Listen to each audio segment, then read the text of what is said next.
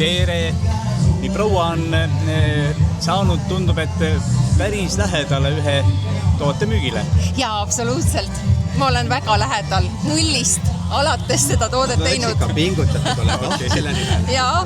Aga kus siis need Seto savipotid sünnivad? Need sünnivad Soorus, väga imearmsas Eesti külakeses ja täiesti sellises väga vanas savipotitehases.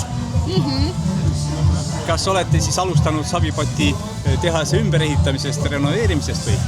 Ei ole, mina üldiselt liitusin selle meeskonnaga alles nüüd septembrist, nii et ma olen väga noor uustulnuk selle toote tegemisel. Selge. Jaa.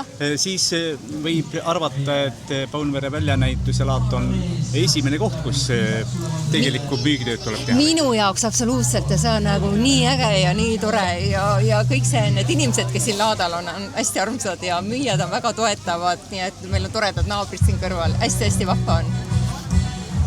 Mulle tundub, et te tulete vist järgmine kord ka või? No igal juhul, kui kaasa võetakse, siis tulen ikka jaa. Ikka. Aga aitäh teile ja edu. Suur aitäh ja ilusat päeva teile. Et siis vanker tühjas saaks, jah? Absoluutselt. Lepime nii kokku. Ja ilusat päeva.